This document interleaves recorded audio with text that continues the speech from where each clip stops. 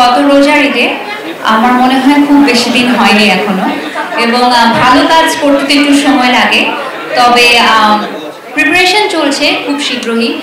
কথা তো আছে এই মাসের শেষ থেকেই আমি নতুন সিনেমার শুটিং শুরু করব, তো ইনশাআল্লাহ সব কিছু ফাইনালাইজ হলে আপনাদের সবাইকে ঘটা করে জানানো হবে। আসলে আমি ওপার বাংলায় কাজ করছি না আজকে বেশ কয়েকটা বছর হয়ে গেছে।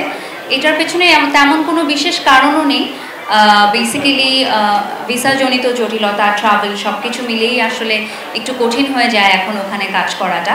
তবে ইনশাল্লাহ খুব শীঘ্রই যখন সব কিছু সমাধান হয়ে যাবে আবার নিশ্চয়ই ওখানে কাজ করা হবে।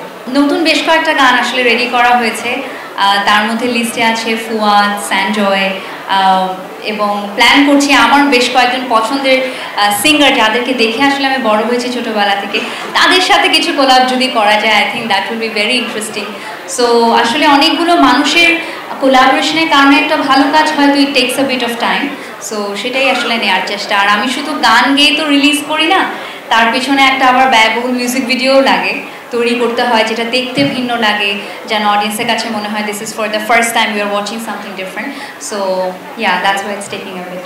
হ্যাঁ, গত মাসে আসলে কানাডা সফর করেছিলাম, কারণ আমাদের মন্ট্রিয়ালে 39তম ফোবানার সম্মেলন হয়েছিল, সেখানে গালা নাইটে পারফর্ম করেছি।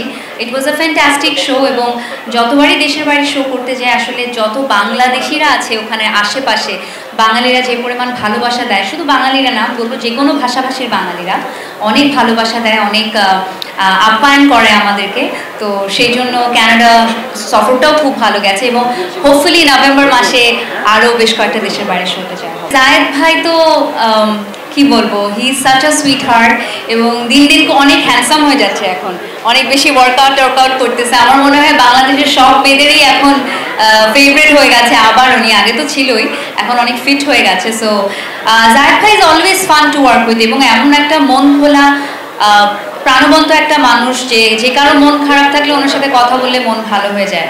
সো ওনার প্রোগ্রামে যখন উনি বললো চলো মন্ট্রিয়ালে হাঁটতে হাঁটতে আমরা শ্যুটটা করে ফেলি, so I was really excited and happy, and we had so much fun পার্টগুলো না আপনাদেরকে দেখায়নি, ওগুলো এডিট করে দিয়েছে। অফকোর্স আমি তো মনে করি নারীদের অনেক কিছু করার সুযোগ রয়েছে, তার মধ্যে নিজেরা যদি উদ্যোক্তা হয়ে নিজের পরিবারের একজন স্বাবলম্বী নারী হিসেবে এগিয়ে যেতে পারে, পরিবারের হাল ধরতে পারে, পরিবারের ছেলে সন্তানের মতন কাজ করতে পারে, এর থেকে বড় কিছু আর নেই। এবং নারীরা যখন এগিয়ে আসে, একজন নারী আরেকজন নারীকে উপরে উঠে নিয়ে যেতে পারে, কারণ তাদের মধ্যে সেই দল নিয়ে এগিয়ে যাওয়ার ব্যাপারটা রয়েছে।